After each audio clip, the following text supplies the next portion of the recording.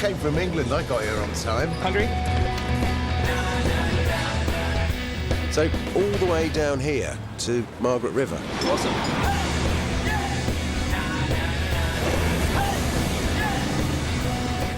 What do you get if you mix a rockstar farmer with a skateboarding chef? You get a road trip, adventure, and recipes that rock.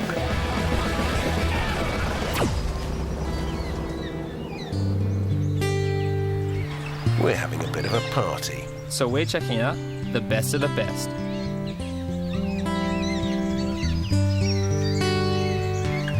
Matt's introducing me to Ian and his son Alfie. Ian makes cider, and I love cider.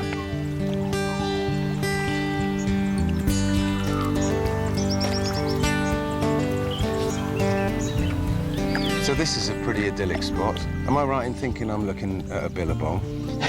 In an Aussie phrase, it could be a billabong. Really? Yeah, maybe. So what's the boy from Bristol doing?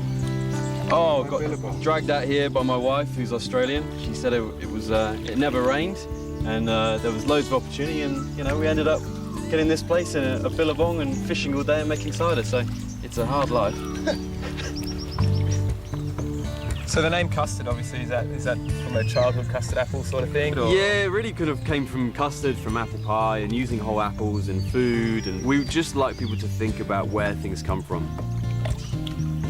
So this wonderfully clear water, isn't it? Yeah, it's beautiful. So this is all natural rainwater that flows down from another couple of dams.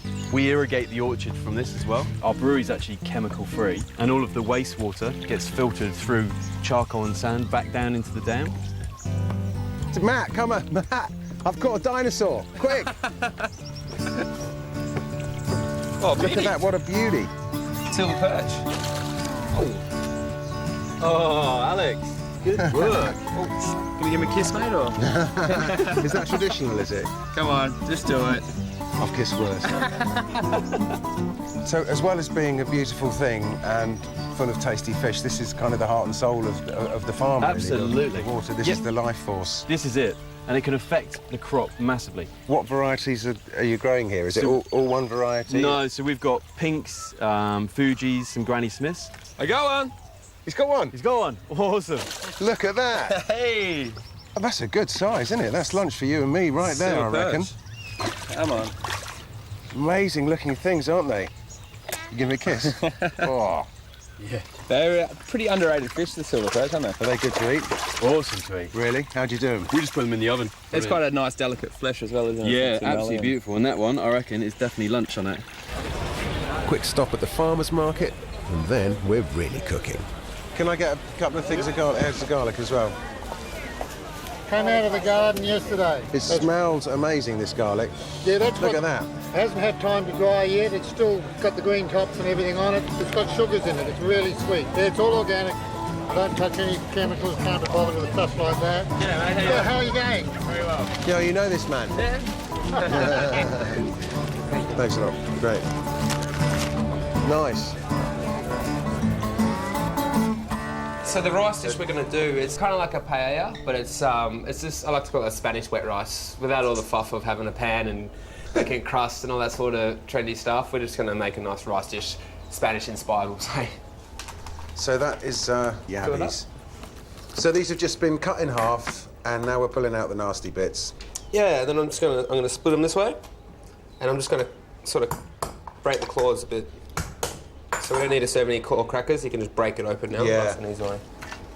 When the time's there, we've got the yabbies that we've cleaned up, we've got some fish, and we've got some mussels. So here's the garlic fresh out of the ground from the beardy guy at the market. Great, it's good stuff. From the Not beardy cheap guy. though, blimey. But the fresh stuff, you know, it's got heat to it, it's got fire, it's real. Good for your heart, good for your blood. Good for your breath. Yeah. So a generous amount of olive oil. About half an onion. A smallish or half a red pepper, quarter of a bulb of fennel. Just going to soften them down. And so once the fennel and the onions and the capsicum are starting to sweat down nicely, we'll just add a tablespoon of smoked paprika. Can you find me a bay leaf somewhere, mate? I'll go and pick one. Yeah, thanks. Throw a bit of garlic in there. Bay tree's a lovely thing to have in the garden, isn't it? They're great. We'll throw two of them in. So just keep an eye on that for me, mate. I'm just going to get into these chilies. What's going on with those chilies, Matt? This is a Mexican chili that's smoked and dried. Like a chipotle sort of thing? Yeah, very similar, yeah. So I'm just going to throw a few of them straight in. Just leave them whole, just to impart some flavour. If someone's feeling like a little extra kick, they can eat them. This is a really interesting Australian product. It's rain-fed, hand-picked rice. So it's got the whole husk on it, and it's grown like wheat. So instead of flooding the rice fields, they just grow it, let it dry on the plant, and then go through and pick it. As a result, you get a lovely, wholesome flavour. It takes a lot of cooking to break down that husk. It probably takes twice as long to cook, but it's the end result's really worth it. Okay, so we're going to add this rice. We're just going to fry it till it becomes slightly translucent. So that's all up to heat. We're going to take a bit of this stock. We've just had it on the heat just so it's nice and hot. Because if you put it in cold, it's going to arrest the cooking process, and you know. Yeah, it's just going to slow it all down, and yeah, it's not what we want. So all the flavour from the stock's going to be sucked up by into that rice. Yeah. So now we're going to leave that, stirring it every couple of minutes for about 15 minutes. Before we do leave it though, we will get a nice pinch of saffron. I like to be generous with it. I really like the flavour, so. Blow the cost. It's more expensive than gold or something, isn't it? In weight, it's more expensive than gold. It's the stamen of the crocus flower. Oh, yeah. So they're really quite expensive because they've got to be picked by hand, and there's only 3 stamens per flower. We'll give it a good hit of sea salt. And that is all bubbling away beautifully. So yeah, we're just going to let that come down. This rice, it's almost there. We're 3/4 of the way cooked. That saffron's given it such a lovely colour. Yeah, see now, like it's got quite viscous, the leftover liquid in there. The starch has started to come out of the rice. So at this point, we're going to get some of this seafood. We're just going to throw in these yabbies, mussels. So these will only take 5 minutes or so to cook? Yeah, not even. Cool, there's plenty of interest there, isn't there? Yeah, lots going on. Take a bit of this flat leaf parsley. Sprinkle-tastic. We'll throw some through just to cook into it, and then we'll just finish it with a little bit more. That's awesome. It smells divine, mate. It's good, isn't it? So nice to come home to a smell. Take a few of these lemons. So we're going to do the cheesy Spanish thing and sort of like some lemons around the edges. Just going to hit it with just a wee bit more sea salt, just to finish it. Serve it in the pan like that? In the pan, spoon. Voila.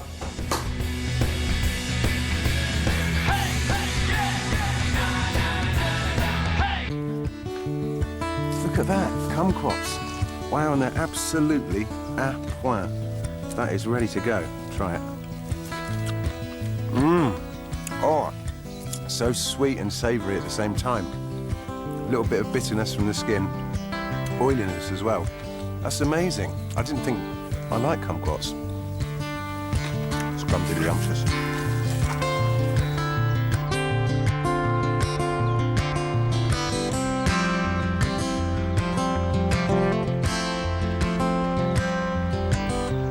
So, no school today, mate. Got a bit of labelling going on. What's that? Alien's head. An alien's head. That's wicked. So the magic happens. The artist is in session. This is pretty labour intensive. Yeah. People will love it, especially the staff. Every time they open a box, they pull them all out and have a look what pictures we've got. And that's a good one. Yeah. So you skateboard, do you, mate? Do ya? Cool. Go nice and fast on it? Yep. You skateboard? What colour? Plastic one. Plastic one. Mate, I see so much more value in a label, you know, like this that's hand done rather than a glitzy, bling bling, flashy, shiny label. You know, I think that's great. And look, and as a small producer, I mean, it's really hard. You know, things are really expensive. So packaging is really expensive, and you got to buy it in 40,000s and stuff. And when you're producing things on such a small scale, this enables us to make it actually very handcrafted. Is this leading into you're going to start charging us more for it, or? Yeah. Look what I found. Gum guts. Oh, awesome. These are ready to go, man. Absolutely. I've never tasted them this good. Kumquats are just amazing here because we've obviously they've been organic for 2 years, and obviously when they get to this size, they're amazingly juicy and kind of sweet and sour at the same time. There's nothing better than a piece of fruit that's still warm from the sun.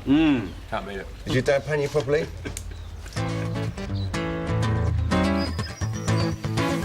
So how long does it take you to pick 35 acres? Oh, picking season's about 2.5 months. Wouldn't it be brilliant if supermarkets were like this? You know, they're a big trolley with like big wheels on. And you could just go, oh yeah, they look nice. You could do that here in Australia. You know, your kumquats. Yeah. There's something going on all year, isn't there? Yeah, You'd be bending down for your spuds. There's a lot of Winter. farmers markets actually who are actually starting to do them in the farms. That's great. Yeah, it's amazing.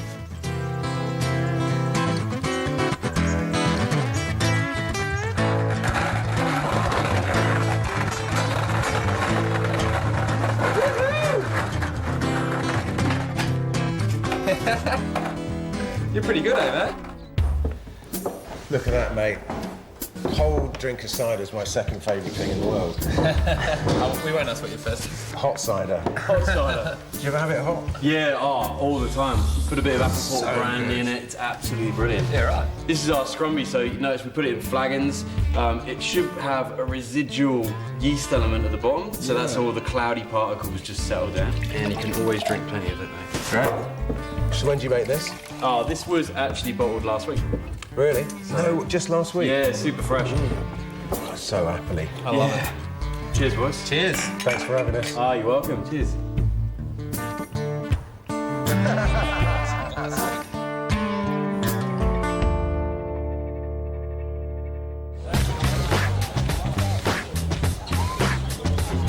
You got any belly? Yep. Look at that, isn't it? I mean, look at the fat on that. Cook it till it's crisp, as you know, and then you can keep that little bit of fat later on for cooking something else. Oh, it is the best Lovely. bit, the fat. It is the best bit. Thank you very much. They still haven't got those islanders ashore. No? No, you guys, they learn how to get out of your trap. Well, come and give me a hand. Give me the Yeah, hand. sure, you'll be a lot of use. So we're going to do a little Vietnamese-inspired pork dish here, mate. We're going to cook it in a caramel, basically. So burnt sugar, fish sauce, and a few aromats. We've got this awesome pork from Mr. Honan.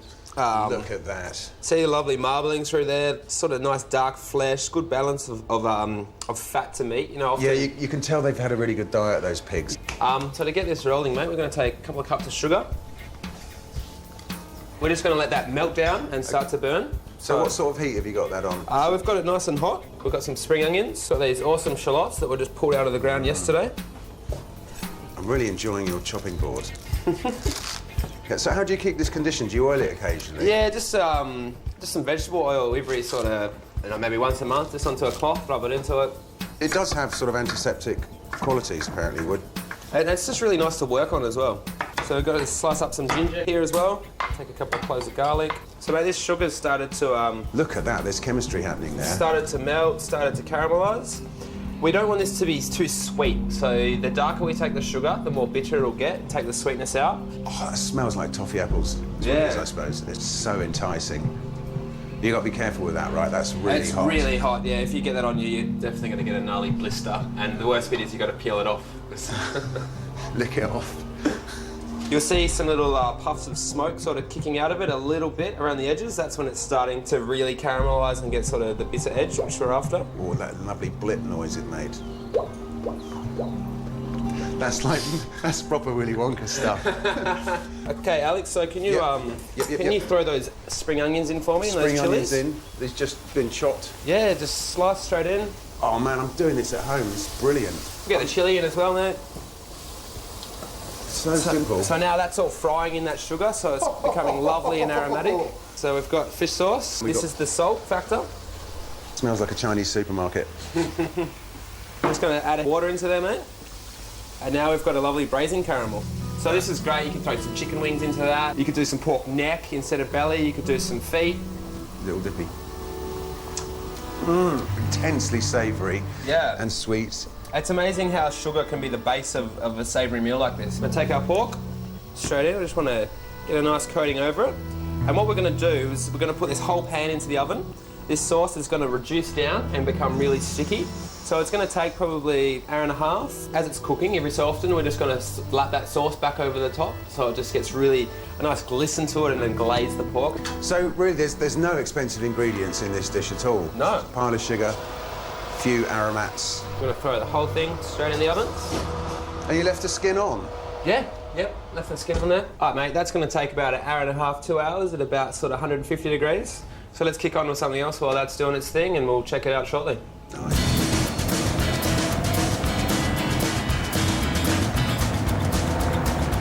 these guys make a really good Cabernet, mate. Really? Yeah, I'm yeah. up for a bit of that, mate. Yeah, good for the dinner. Wow, what's going on there?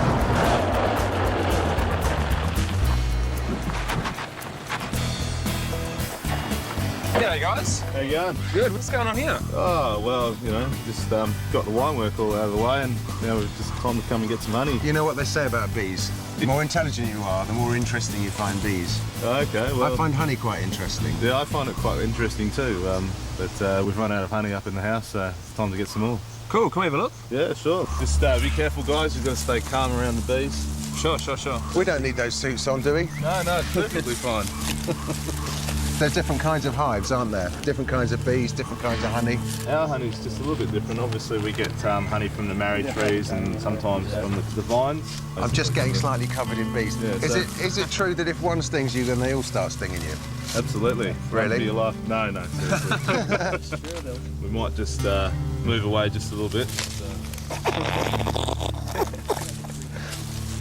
Far out. It's a lot of bees. Bees Getting you, mate.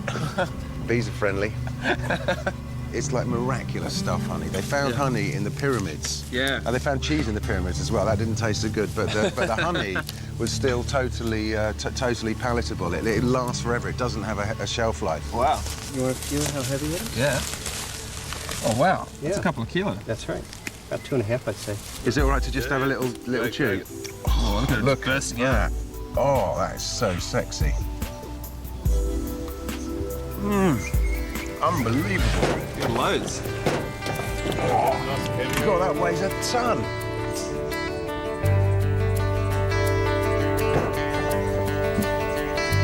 Will, what is an American filmmaker doing in Margs? It's a sea change, isn't it? I don't know. I don't think about it like that. This is what I'm doing next. What's So next? bees is a pretty interesting path to go down. Bees are fascinating, but more importantly, the honey. And we Yeah. get to consume it. Best part. But that's a hot knife. I love a tool. This is a very special tool. That's right. We're melting the wax, and I'm just kind of scraping it down. This stuff you're taking off the top, what happens with that? So this is wax, so I will take the honey out of the wax, and then I'll use the wax to make more frames or to make Okay. candles or something. Yeah, because beeswax candles are amazing. Seeing you do that makes me think of big, hot, buttered toast. Yeah, well, you want You to can eat it. You can just reach down there and reach try down, grab the wax, chew the wax. The wax, really? Yeah. It's chewing gum. Just chew it once you're done, just spit it out. Look at that. Oh, wow. That's amazing. There's a lot of medicinal properties to fresh honey as well, isn't there? And on cuts and burns and stuff like that. Absolutely. Can heal it up a lot Absolutely. faster. Cuts, great for cuts. So this must be pretty interesting for you. Obviously, you're the wine guy, and then you've got this other little hobby as such going on. I suppose you could just say I'm like a big bear. Basically, just coming, storming down, knocking the hives over, getting my honey all over the floors. This is just utterly delicious. Like one of the most delicious things I've ever. I'm completely addicted. I'm gonna have some more.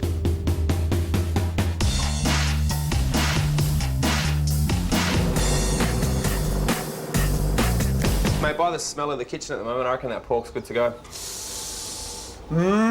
Not bad, is it? Look at that. The grand old Duke of Pork. But that's awesome. So we'll let that rest out, and we'll just knock up a little fresh mango salad to put with it. That's some seriously posh gravy, mate. All right. It's nice to use green. So I've got this mango. It's a bit riper than I'd like, but I've got a nice firm green papaya. So we'll do a mix of both. The fresh salad, it's going to be hot and sour. It's going to cut into the sweet of the pork. So again, it's just balancing all these flavours. Chilies we've sliced up. I'll just finish slicing these. I'm going to leave the seeds in. I'm just going to make it nice and hot, this one. So we'll put them in there. So you want me to pound these Yeah, chilies? pound it out So to a nice paste. is that going to make me cry? It depends, girly man. So I've got some coriander roots, which are going to go into this dressing as well. So we're going to use some of the leaves in the salad. A couple of cloves of garlic. And mate, just go to town on that. This is how drums were invented. So I'm going to throw some palm sugar in there. That's just going to help to break down everything, start to draw a bit of the moisture out of everything. Let's have a little taste of that. It's nice, huh? Come on, mate, don't be shy. Good way to take out your frustration. Yeah. Bloody 5 kids. Yes, Right, carry on there for me. So I'm just going to peel the skin off this papaya. It's such a healthy food. It's like a superfood. Lots of antioxidants, lots of vitamins. So all I'm going to do is just get nice peels of this, and then we're just going to run a knife towards Julienne. Just flip him over. So that's julienne. Oh, for a flash word for it, yeah. Julienne's a French word, so... So using a potato peeler, it's a great idea. Yeah, like it's quite hard to... It's quite hard to get a nice fine julienne with a knife, so we can just use this peeler and just another little trick. Quite good for cheese as well, potato peelers. Yeah, for parmesan and hard cheeses. Yeah. So that's looking good, mate. So do you want to just get some of these limes? Just cut them... I'll cut them in half for you and just give them a squeeze into that. If you get really nice ripe ones in season, there's a few different varieties. The thinner the skin, the more juicy it'll be. Really? Yeah. Within about 6 hours of juicing a lime, the acid will start to deteriorate and really dull the flavour. So you want to be using it as soon as you're juicing it. Settle down, mate. You don't need to throw it away. You're having fun with that, aren't you? Yeah. Well, there's no kind of nice way of doing it. You're going to get covered in juice, aren't you, really? You are. All right, so we got the papaya, we got the mango, got some lovely fresh bean shoots. So we're just going to tear up this Vietnamese mint. It's really nice to bruise the herbs, get the aromats happening. Yeah. Just got some regular mint just to freshen it all up. So, mate, do you want to get a bit of fish sauce in there? Got a few cashew nuts here as well. Give them a nice crush. So this will give us a lovely sort of crunch in the salad. Yeah. Just going to take a few raw shallots as well.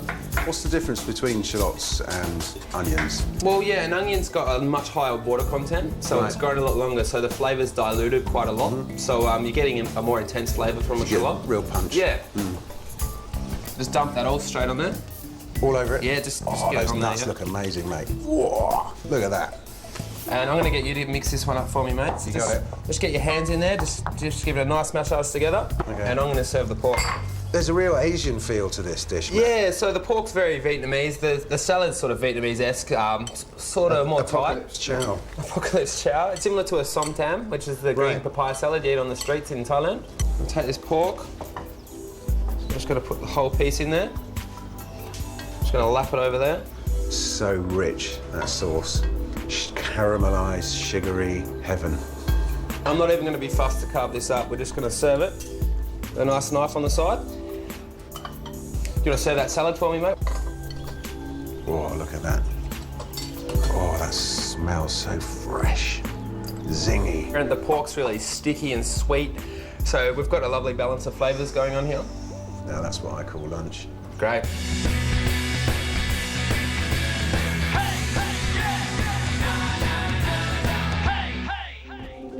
I've loved telescopes since I was a kid. Food only grows because we live on a planet that goes around a star. It's cosmic. Where are we, Phil? Well, this is the Southwest Astronomical Society's observatory, and it's basically been built by our members over about 20 years. We brought Alex down to the southwest here and we've had lots of food, lots of wine, lots of beautiful beaches, but he keeps just talking about how clear the sky is and all the stars we can see. By 8 o'clock, the whole of the Milky Way will be there for us to explore. Sounds good to me. Let's have a cup of tea and a sanger.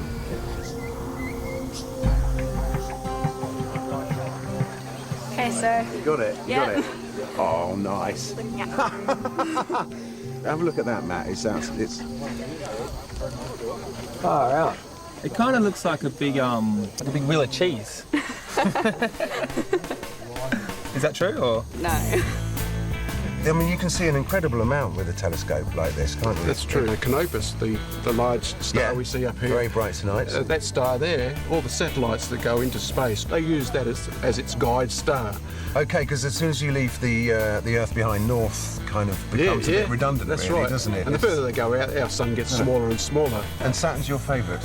I think so. And you've made a cake in Saturn shape? Yes, I've made a cake. Well, tried to make a cake in Saturn shape. That is a master. It's my two favourite things, space and cakes. Saturn is just about to become a black hole. Sponge looks nice and soft. Still some of Alex's. That's what it's like, isn't it? Oh, yeah. That's great. That's a mighty cake, Coral.